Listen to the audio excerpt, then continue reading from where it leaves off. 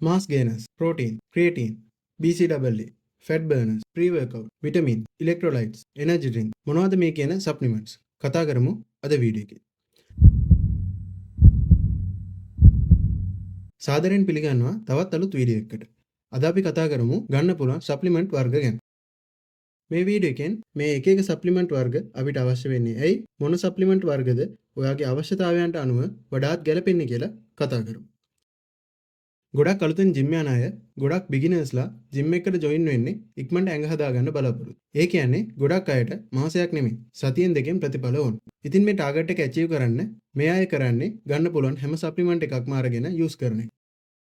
Supplement එකක් බයි කරන්න හිතන් ඉන්නවා නම් එහෙමත් නැත්නම් Tamanට අවශ්‍ය කරන සප්ලිමන්ට් එක මොකක්ද කියලා හිතාගන්න බැරුව ඉන්න කෙනෙක් නම් අනිවාර්යෙන් මේ වීඩියෝ එක ඉවරනකම්ම බලන්න. ඔයා ෆිට්නස් සම්බන්ධ උනන්දුවක් දක්වන කෙනෙක් නම් අපේ channel එකේ තියෙන ෆිට්නස් ගැන තියෙන වීඩියෝත් ඔයාලට වැදගත් වෙයි කියලා හිතනවා. සප්ලිමන්ට්ස් ගත්තාම අපිට වෙළඳපොලේ ප්‍රධාන වර්ග කීපයක් බලා ගන්න හම්බ වෙනවා. mass gainers, proteins, creatine, pre-workout, BCAA, EAA, fat burners, hydration products, vitamins, energy drinks. අපි මේ එක එකක් ගැන වෙන වෙනම කතා කරමු. ඔයාලා සප්ලිමන්ට්ස් ගන්නවද?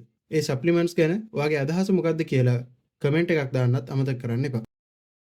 mass gainers මාස් ගේන එකෙන් වෙන්නේ නමින් කියවෙනවා වගේම අපේ බර වැඩි කරගන්න. එහෙමත් නැත්නම් මෑස් එක වැඩි කරගන්න අපිට උදව් වෙන සප්ලිමන්ට් එක. මෑස් ගේන එකක් වැඩ කරන හැටි දැනගන්න අපිට පොඩි කන්සෙප්ට් එකක් ඔලුවට දාගන්න වෙනවා. අපේ ඇඟට අපි ඇතුළත් කරන සහ අපි භාවිතා කරන ශක්තිය අපි මයින්නේ කැලරි වලින්. අපි වැය කරන කැලරි ප්‍රමාණයට සමාන කැලරි ප්‍රමාණයක් අපේ ශරීරයට ගන්නවා නම් අපේ ශරීරයේ බර අඩු හෝ වැඩි වෙන්නේ නැහැ. ඒ වගේම අපි වැය කරන කැලරි ප්‍රමාණයට වඩා අපි ශරීරයට ලබා ගන්න කැලරි ප්‍රමාණය අඩුයි නම් අපේ ශරීරයේ බර අඩු වෙනවා. එතකොට අපි වැය කරන කැලරි ප්‍රමාණයට වඩා වැඩි කැලරි ප්‍රමාණයක් අපි ශරීරයට ලබා ගන්නවා නම් අපේ ශරීරයේ බර වැඩි වෙනවා. දැනට මේ විදිහට මතක තියාගන්න. ඉස්සරහට ඔයාලට හරියට බල්ක් එකක් සහ කට් එකක් කරන හැටි මම වෙනම වීඩියෝ එකක් අරන් ඉන්නවා. මෑස් ගේන එකක හොඳ කැලරි ප්‍රමාණයක් අන්තර්ගත වෙනවා. මෑස් ගේන එකක් කියන්නේ ප්‍රෝටීන් පවුඩර් එකක් නෙමෙයි. ගොඩක් අය ප්‍රෝටීන් සප්ලිමන්ට් සහ මෑස් ගේනර්ස් පටලව ගන්න. මෑස් ගේන එකකින් කරන්නේ ඔයාගේ ශරීරයට අමතර කැලරි ප්‍රමාණයක් එකතු කරලා දෙන එක. මෑස් ගේන එක නියුට්‍රිෂනල් ෆැක්ට්ස් තමයි මේ තියෙන්නේ. මෑස් ගේන එකක් යූස් කරන්න ඕනේ මොන වගේ කෙනෙක්? මෑස් ගේන එකක් ගන්න ඕනේ තමන්ගේ බර වැඩි කරගන්න try කරන කෙනෙක්. ඔයාගේ උසට අනුව බර අඩුයි නම්. එහෙමත් නැත්නම් ඔයා බල්ක් එකක් කරන කෙනෙක් නම් ඔයාගේ ටාගට් weight එක achieve කරගන්න මෑස් ගේන එකක් යූස් කරන්න පුළුවන්. ඔයා බිගිනර් කෙනෙක් නම් ඉස්සෙල්ලම ඔයාගේ ඩයට් එක ફોකස් කරන්න. ඔයාගේ ඩයට් එකකින් යන්න පුළුවන් උපරිම පොටෙන්ෂල් එකට ඇවිල්ලා ඔයාට තවත් weight එක ඇඩ් කරගන්න ඕන නම් හරි ඔයාගේ ඩයට් එක ගැන හොඳ අවබෝධයක් තියෙන කෙනෙක් නම් ඒ process එක ටිකක් ස්පීඩ් අප් කරන්න මාස් ගේන එකක් යූස් කරන්න පුළුවන්. මතක තියාගන්න ඕන දෙයක් තමයි ඔයා මාස් ගේන එක නැවැත්තුවම ඔයාගේ එක්ස්ට්‍රා කැලරි ඉන්ටේක් එක අඩු වෙනවා. ඒ නිසා ඔයා බල්ක් එකක හිටියත් ඔයාගේ weight එක අඩු වෙන්න හෝ progress එක නවතින්න පුළුවන්. ප්‍රෝටීන් සප්ලිමන්ට් එකකින් අපේ ශරීරයට අමතර ප්‍රෝටීන් ප්‍රමාණයක් ලබා දෙන එක තමයි වෙන්නේ. සාමාන්‍යයෙන් ස්කූප් එක ප්‍රෝටීන් ග්‍රෑම් 20ත් 26ත් අතර ප්‍රමාණයක් ලබා ගන්න පුළුවන් ප්‍රොඩක්ට්ස් අපිට බලා ගන්න පුළුවන්. ප්‍රෝටීන් සප්ලිමන්ට්ස් ගත්තාම වර්ග කීපයක් බලා ගන්න පුළුවන්. ප්‍රෝටීන් සෝස් එක අනුව අපිට ප්‍රධාන වර්ග 3ක් බලා ගන්න පුළුවන්. beef proteins, milk based proteins, vegan proteins. beef proteins ගොඩක් අය prefer කරන්නේ නැති නිසා අපිට ටිකක් අඩුවෙන් තමයි ලංකාවේ බලා ගන්න හම්බෙන්නේ. animal based protein එකක් නිසා ලියුසින් කියන ඇමයිනෝ ආම්ලය වැඩි ප්‍රමාණයක් බීෆ් ප්‍රෝටීන් වල තියෙනවා. ඒ වගේම ක්‍රියේටින් වගේම අයන් සහ සින්ක් කියන මිනරල්ස් අපිට බීෆ් ප්‍රෝටීන් එකකින් ලබා ගන්න පුළුවන්. බීෆ් ප්‍රෝටීන් එක ඇබ්සෝප්ෂන් රේට් එක ඒ කියන්නේ ශරීරයට උරා ගන්න වේගය අඩුයි. ඒ වගේම ඇලර්ජිස් තියෙන අයට යූස් කරන්න බෑ. ඒ වගේම මිල්ක් බේස් ප්‍රෝටීන් වලට වඩා මිලින් වැඩි. මිල්ක් බේස් ප්‍රෝටීන් වර්ග දෙකක් තියෙනවා. වේ සහ කැසෙන් ප්‍රෝටීන්. මේ දෙකම එලකිරි වලින් හදන ප්‍රොඩක්ට්ස් දෙක. එලකිරි වල 80%ක් තියෙන්නේ කැසෙන් ප්‍රෝටීන්. කැසෙන් ප්‍රෝටීන් ඇබ්සෝප් වෙන්නේ ගොඩක් කෙමි. මේ නිසා කැසෙන් ප්‍රෝටීන් උත් වැඩි ප්‍රසිද්ධ ඔප්ෂන් එකක් නෙමෙයි. කැසෙන් ප්‍රෝටීන් වල ප්‍රයිස් එකත් වේ ප්‍රෝටීන් වලට වඩා වැඩි. කැසෙන් ගොඩක් යූස් කරන්නේ රැට නිදා ගන්න කලින්. මොකද මේ ප්‍රෝටීන් ශරීරයට උරා ගන්න ගොඩක් වෙලාවක් ගන්න නිසා. ඒ වගේම ගොඩක්ම කැසෙන් ප්‍රෝටීන් යූස් කරන්නේ ප්‍රෝ ලෙවල් ඇත්ලීට්ලා. සාමාන්‍ය කෙනෙක්ට තමන්ගේ දවසේ ප්‍රෝටීන් රික්වයර්මන්ට් එක අපේ ඩයට් එකෙන් සහ වේ ප්‍රෝටීන් එකකින් ලබා ගන්න පුළුවන්. මේ නිසා කැසෙන් ප්‍රෝටීන් එකක් බිගිනර් කෙනෙක්ට අරන් වැඩක් නැහැ. එතකොට කැසෙන් ප්‍රෝටීන් එකක් ගන්න ඕනේ මොන වගේ අයද? ඔයාගේ දවසේ ප්‍රෝටීන් රික්වයර්මන්ට් එක ග්‍රෑම් 200ට වඩා වැඩි නම් ඔයාට දවසක් ඇතුළත මීල්ස් 8ක් අරගෙනත් ඔයාගේ ප්‍රෝටීන් රික්වයර්මන්ට් එක ඇචීව් කරගන්න බෑ. මොකද අපේ ශරීරයට එක මීල් එකකින් උරා ගන්න පුළුවන් ප්‍රෝටීන් ග්‍රෑම් 25ක් වගේ ප්‍රමාණයක් විතරයි. ඔයාට මීල් 8ක් ඇතුළේ ගන්න පුළුවන් වෙන්නේ ප්‍රෝටීන් ග්‍රෑම් 200ක් වගේ ප්‍රමාණයක් විතරයි. ඔයාට අවශ්‍ය ඉතුරු ප්‍රෝටීන් ප්‍රමාණය ඔයා නිදා ගන්න කලින් කැසෙන් ප්‍රෝටීන් ප්‍රමාණයක් අරගෙන කම්ප්ලීට් කරගන්න පුළුවන්. ඒකෙන් වෙන වාසිය තමයි ඔයාගේ ශරීරයට ඒ ප්‍රෝටීන් ප්‍රමාණය පැය 6ක් 8ක් කාලයක් ඇතුලේ ශරීරයට උරා ගන්න අවස්ථාව ලැබෙන එක. වේ ප්‍රෝටීන් කියන්නේ එලකිරි වලින් සාදන ප්‍රොඩක්ට් එකක්. එලකිරි වලින් 120ක් අන්තර්ගත වෙන්නේ මේ වේ ප්‍රෝටීන්. ඒ වගේම මාකට් එකේ ගොඩක්ම ප්‍රසිද්ධ ප්‍රෝටීන් පවුඩර් එක තමයි වේ ප්‍රෝටීන්ස්. වේ ප්‍රෝටීන්ස් ඒ වගේ ප්‍රොඩක්ෂන් පියුරිටි එක සහ ට්‍රීට්මන්ට් එක අනුව ප්‍රධාන වර්ග 3ක් තියෙනවා. වේ කන්සන්ට්‍රේට්, වේ අයිසොලේට්, වේ හයිඩ්‍රොසිලේට්. වේ කන්සන්ට්‍රේට් කියන්නේ පියුරිටි එක අතින් පොඩ්ඩක් අඩු ප්‍රොඩක්ට් එකක්. කාබ්ස් සහ ෆැට්ස් යම් ප්‍රමාණයක් මේ වගේ අන්තර්ගත වෙලා තියෙනවා. වේ අයිසොලේට් කියන්නේ කන්සන්ට්‍රේට් වලට වඩා පියුරිටි එකෙන් වැඩි ප්‍රොඩක්ට් එකක්. කාබ්ස් සහ ෆැට් ප්‍රමාණය අඩුයි. වේ හයිඩ්‍රොසිලේට් කියන්නේ ටිකක් වැඩිපුර ට්‍රීට් කරපු ප්‍රොඩක්ට් එකක්. ප්‍රෝටීන් හැදිලා තියෙන්නේ ඇමයිනෝ ඇසිඩ්ස් වලින්. ප්‍රෝටීන් හයිඩ්‍රොසිලේට් ප්‍රොඩක්ට් එකේ තියෙන ප්‍රෝටීන් ඇමයිනෝ ඇසිඩ් වලට බිඳ හෙල්ලලා තියෙන ප්‍රොඩක්ට් එක. වේ ප්‍රෝටීන් වල ඇබ්සෝප්ෂන් රේට් එක වැඩි. ඒ වගේම ගොඩක් ෆ්ලේවර්ස් වලින් ගන්නත් හැකියාව තියෙනවා. ඒ වගේම ප්‍රයිස් එකත් සාපේක්ෂව අඩුයි. මේ නිසා ගොඩක් අයගේ choice එක වෙන්නේ වේ ප්‍රෝටීන්. වේ ප්‍රෝටීන් එකක් ගන්නවා නම් වේ අයිසොලේට් එකක් ගන්න. ඒක ගොඩක් හොඳයි. හැබැයි වේ කන්සන්ට්‍රේට් එකක් ගත්තත් ප්‍රශ්නයක් නැහැ. ඊළඟට අපි බලමු වීගන් ප්‍රෝටීන්ස් ගැන. වීගන් ප්‍රෝටීන්ස් සෝයි ප්‍රෝටීන්ස් සහ හෙම්ප් ප්‍රෝටීන්ස් වගේ වර්ග වලින් ගන්න තියෙනවා. ඔයා ස්ට්‍රික්ට් වීගන් කෙනෙක් නම් විතරක් මේ ප්‍රෝටීන් එකක් ගත්තට කමක් නැහැ. මේ ප්‍රෝටීන්ස් ඉන්කම්ප්ලීට් ප්‍රෝටීන්ස්. මේ වගේ ලියුසින් කියන ඇමයිනෝ ඇසිඩ් එක අන්තර්ගත වෙන්නේ නැහැ. ඒ වගේම මේ ප්‍රොඩක්ට් වල ප්‍රෝටීන් කන්සන්ට්‍රේෂන් එක සහ ඇබ්සෝප්ෂන් එක ගොඩක් අඩුයි. ඔයා ස්ට්‍රික්ට් වීගන් කෙනෙක් නෙමෙයි නම් මේ ප්‍රෝටීන් ගන්න එපා. වීගන් ප්‍රෝටීන්ස් වල සාපේක්ෂව ප්‍රයිස් එකත් අඩුයි. තවත් දෙයක් තමයි ඔයා ප්‍රෝටීන් එකක් ගන්නවා නම් අනිවාර්යෙන් මේ දේවල් ගැන පොඩ්ඩක් සැලකිලිමත් වෙන්න. 1. ජෙනුයින් ප්‍රොඩක්ට් එකක්ද නැද්ද කියලා. 2. පැක් එකක තියෙන සර්වින්ග්ස් ප්‍රමාණය. 3. එක ස්කූප් එක එහෙමත් නැත්නම් මේක සර්විං එක තියෙන ප්‍රෝටීන් ප්‍රමාණය. 4. සර්විං එකට ස්කූප්ස් කීයද? 5. ප්‍රයිස් එක. ඔයාලට ඒ විදිහට බලන්න අමාරුයි නම් මේ දේවල් බලන්න. සර්විං එක ප්‍රෝටීන් ග්‍රෑම් 24ක් 30ක් අතර ප්‍රමාණයක් තියෙනවා. පැක් එක සර්වින්ග්ස් 30ක හෝ ඊට වැඩි ප්‍රමාණයක් තියෙනවා. ඔරිජිනල් ප්‍රොඩක්ට් එකක් වෙන්න ඕන. ඒ වගේම සීල් පැක් එකක් තියෙන්න ඕන. ඔයාලා ගන්න ප්‍රොඩක්ට් එක ජෙනුයින්ද නැද්ද කියලා බලන්න ගොඩක් වෙලාවට ස්ක්‍රැච් කෝඩ් එකක් වගේ දෙයක් තියෙනවා. ඒ වගේම සීල් එක කැඩිලා නම් කොයි වෙලාවකවත් ඒ ප්‍රොඩක්ට් එක බයි කරන්න එපා. අනිවාර්යයෙන්ම කල්ලිකුත් වීමේ දිනයත් බලන්න. වේ ප්‍රෝටීන් එකක් බිගිනර් කෙනෙක්ට වගේම ජිම් යන කෙනෙක්ට මසල් බිල්ඩ් කරන කෙනෙක්ට ගන්න රෙකමන්ඩ් කරන්න පුළුවන්. ඊළඟට කතා කරමු ක්‍රියේටින් සප්ලිමන්ට්ස් ගැන. ගොඩක් ජිම් යන අය යූස් කරන සප්ලිමන්ට් එකක් තමයි ක්‍රියේටින් කියන්නේ. ප්‍රෝටීන් සප්ලිමන්ට් එකක් වගේම ගොඩක් පොපියුලර් ප්‍රොඩක්ට් එකක් තමයි ක්‍රියේටින් කියන්නේ. හැබැයි ගොඩක් අය ක්‍රියේටින් යූස් කරන්නේ මසල් ගේන්ස් වලට. එහෙමත් නැත්නම් ප්‍රී වර්ක්අවුට් එකක් කියලා හිතාගෙන. අපේ ශරීරයේ ශක්තිය අවශ්‍ය ස්ථානවලට සපයන්නේ ATP කියන අණුමයි. ATP වල ෆොස්ෆේට් කාණ්ඩ 3ක් තියෙනවා. ATP වලින් ශක්තිය නිදහස් කරද්දී ෆොස්ෆේට් කාණ්ඩයක් වෙන් වෙලා ATP ADP බවට පත් වෙනවා. ක්‍රියේටින් වල තියෙන්නේ ෆොස්ෆෝක්‍රියේටින් කියන සංයෝගය. ඇත්තටම ක්‍රියේටින් අපේ ඇඟේ නැචරලි තියෙන සංයෝගයක්. මේ ෆොස්ෆෝක්‍රියේටින් වලින් නැවත ADP වලින් ATP රීජනරේට් කරනවා. අපේ ශරීරයේ ක්‍රියේටින් වැඩිපුර තියෙන්නේ අපේ මසල්ස් වල. ඒ වගේම අපේ මොළයේත් යම් සංචිත ප්‍රමාණයක් තියෙනවා. මේ ක්‍රියේටින් අපේ ශරීරයේ නිපද වෙන්නේ අක්මාවේ සහ වක්ගඩු වල. අපි ක්‍රියේටින් සප්ලිමන්ට් එකක් ගන්න එකෙන් අපි කරන්නේ අපේ මසල්ස් වල තියෙන ෆොස්ෆෝක්‍රියේටින් සංචිත ප්‍රමාණය වැඩි කරන එක. එතකොට අපේ මසල්ස් වල එනර්ජි රිසර්ව්ස් වැඩි වෙනවා. මේකේ ප්‍රතිඵලයක් විදිහට ඔයාගේ ශරීරයේ එනර්ජි ලෙවල්ස් වැඩි වෙනවා. ඔයාට වර්ක්අවුට් එකක් කරද්දී ෆැටිග් වෙන එක අඩු කරගන්න වගේම සෙල්ලම් කරන වේට් එකත් ටිකක් පුෂ් කරන්න හැකියාව ලැබෙනවා. මේ නිසා ඔයාට ක්‍රියේටින් එකක් යූස් කරනවා නම් හොඳට වර්ක්අවුට් කරන්න සහ හොඳ වේට් එකක් යූස් කරලා වර්ක්අවුට් එක කරන්න ලැබෙනවා. ඔයාගේ වර්ක්අවුට් එක හොඳට කරනවා කියන්නේ ඔයාගේ මසල් සයිස් එක වගේම ස්ට්‍රෙන්ත් එකත් වැඩි වෙනවා. ක්‍රියේටින් එකක් ගත්තාම මසල් ගේන්ස් එන්න තවත් හේතුවක් තියෙනවා. ඒ තමයි ඔයාගේ ශරීරයේ වෝටර් රිටෙන්ෂන් එක. ඒ කියන්නේ ශරීරයේ තියෙන වතුර ප්‍රමාණය ටිකක් වැඩි වෙනවා.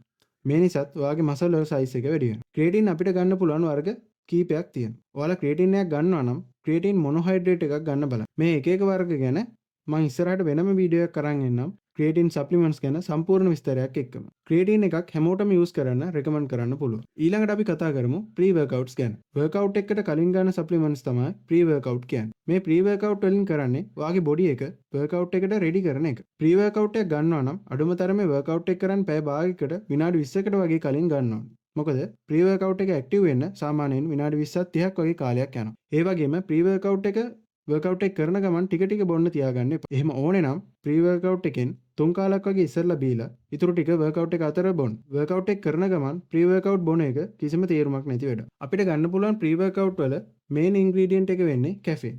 කැෆීන් වලින් ඔයාගේ heart rate එක සහ energy levels boost කරනවා. මේ නිසා හොඳ blood supply එකක් muscles සහ joint වලට ලැබෙන නිසා හොඳට muscles සහ joint warm up වෙනවා වගේම injury risk එකත් ටිකක් අඩු වෙනවා. කැෆීන් වලින් ඔයාගේ attention level එකත් වැඩි කරනවා.